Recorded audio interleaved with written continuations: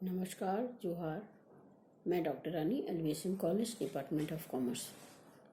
बच्चों, आज का मेरा लेक्चर यूजी सेमेस्टर 6 में वेरिएबल्स रिसर्च पेपर के टॉपिक वेरिएबल्स के अंतर्गत इंडिपेंडेंट, डिपेंडेंट और इंटरवेनिंग वेरिएबल्स पे आधारित है। अब आइए बात करते हैं कि स्वतंत्र चर, आश्रित चर और मध्यस्थ चर क्या होता है। किसी शोध प्रक्रिया में जब एक शोधकर्ता किन्हीं दो चरों के बीच उपस्थित कार्य कारण अथवा सामान्य संबंधी या संबंधों की था पाना चाहता है तो उसे यह आवश्यक हो जाता है कि वह अपने इस शोध में निहित स्वतंत्र, आश्रित तथा मध्यस्थ चरों की अवधारणा और भूमिका से भली भांति परिचित होने का प्रयत्न करें। एक प्रायोगिक शोध में शोधकर्ता जब यह पाता है कि कोई एक अमुक चर, कोई एक्स चर एक दूसरे वाई चर में परिवर्तन लाने के लिए उत्तरदायी है, तो जो चर यानी एक्स परिवर्तन लाता है उसे स्वतंत्र चर कहते हैं तथा जिस चर में यानी वाई में परिवर्तन लाए जाते हैं वह आश्रित चर कहलाते हैं, क्योंकि वह अपने अंदर आने वाले परिवर्तनों के लिए किसी अन्य स्वतंत्र चर या चरों पर आश्रित होता है।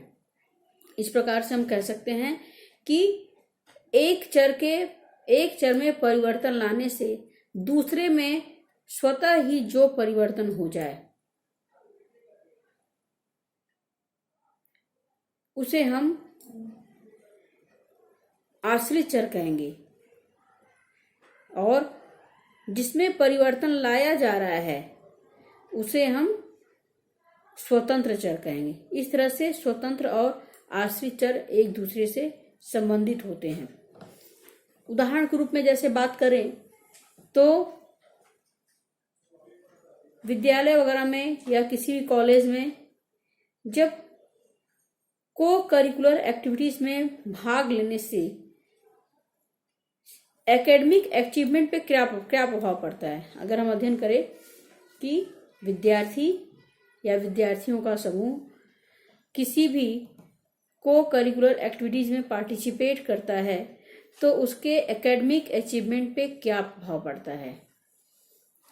तो कोई भी विद्यार्थी वो को करिकुलर एक्टिविटीज में पार्टिसिपेट कर रहा है तो ये को करिकुलर एक्टिविटीज ये इंडिपेंडेंट वेरिएबल्स कहलाएंगी और इसका प्रभाव हम एकेडमिक अचीवमेंट पे देखते हैं।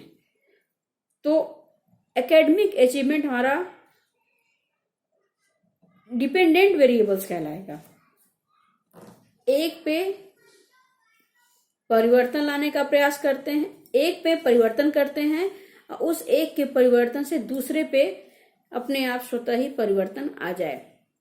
ये हमारा स्वतंत्र और आश्रित चर का रिलेशन होता है, संबंध होता है।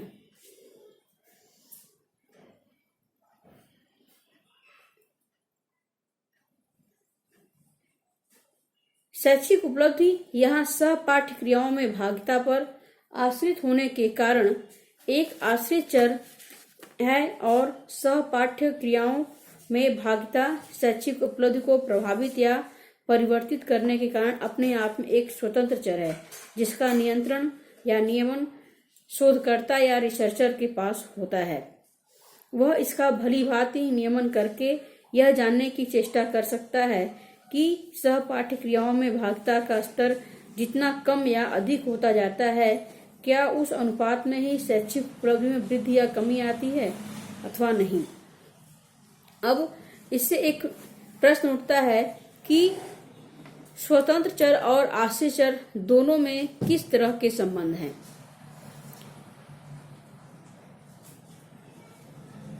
और क्या किन्हीं अन्य प्रकार के चरों की उनके बीच कोई गुंजाइश नहीं है। उदाहरण के लिए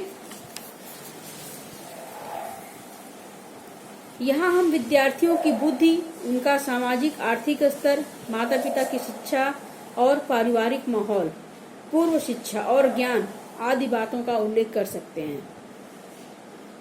ये सभी बातें विद्यार्थियों के साथ उपस्थित रहेंगी और जब शोधकर्ता सहपाठ्य क्रियाओं में भागता तथा शैक्षिक उपलब्धि के बीच पाए जाने वाले संबंध का अध्ययन करता है या करना चाहे तो ये एक दीवार के रूप में कार्य करता है।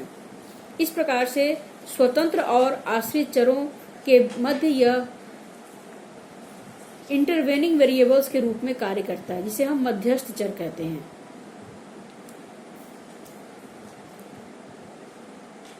इस प्रकार से इंटरवेनिंग वेरिएबल से अभिप्राय परिस्थितियों और कारक विशेष के रूप में उपस्थित उन चरों से है जो स्वतंत्र और आश्रित चर के बीच में सीधा संबंध खोजने में बाधा पहुंचाते हैं।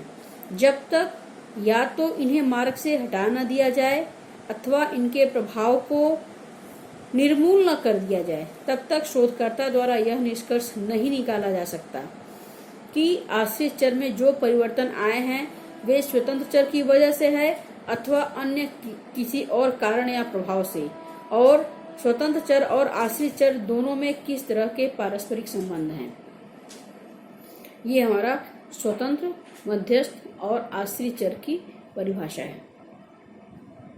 उम्मीद है कि आपको ये बात समझ में आ गई होगी। एक बार फिर से मैं इसको रिपीट कर दूं कि जैसा कि अभी मैंने आपको एक उदाहरण बताया कि कोई भी स्टूडेंट जब को करिकुलर एक्टिविटीज में पार्टिसिपेट करता है तो उसके एकेडमिक अचीवमेंट पे क्या प्रभाव पड़ता है। अब जो विद्यार्थी, जो स्टूडेंट को करिकुलर एक्टिविटी में पार्टिसिपेट कर रहा है, उसके ऊपर उसके परिवार, उसके सामाजिक परिस्थितियां, उसके बुद्धि, उसके कुछ व्यक्तिगत स्तर, माता पिता की शिक्षा, पारिवारिक माहौल, प्रीवियस नॉलेज, इन सब बातों का उस पर प्रभाव होता है। अब यहाँ पे ये कह पाना थोड़ा मुश्किल हो जाता है कि स्वतंत्र चर में हमने जब परिवर्तन किया तो उसका सीधा का सीधा प्रभाव आश्रित चर पे पड़ा। ये कहना थोड़ा मुश्किल है।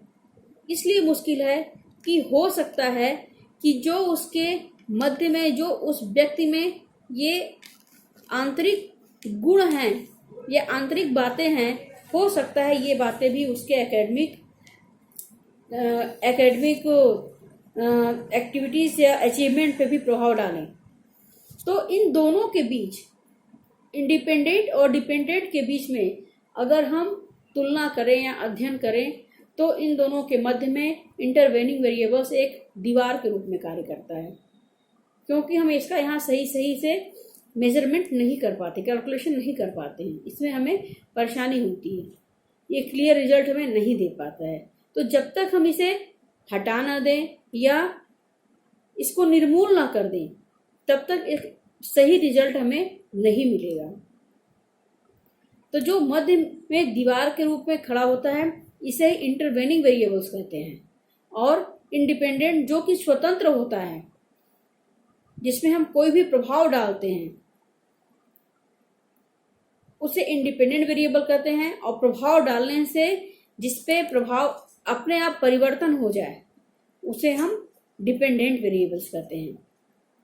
कभी भी किसी भी रिसर्च में इंडिपेंडेंट वेरिएबल्स पे ही अनुसंधान करता परिवर्तन कर सकता है।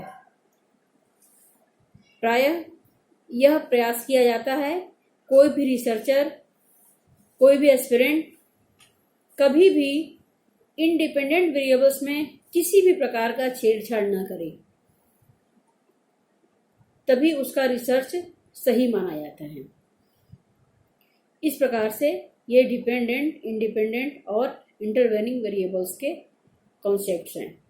अब मैं आपको इसके अगले वीडियो में हाइपोथेसिस के विषय में बताऊंगी। हाइपोथेसिस जिसे हम परिकल्पना कहते हैं। परिकल्पना भी अनुसंधान का एक सबसे महत्वपूर्ण स्तंभ माना जाता है। इसके अभाव में रिसर्च करना, अनुसंधान कार्य करना असंभव है। इसकी चर्चा मैं आपसे अपने अगले वीडियो में करूंगी। तब तक के लिए नमस्कार।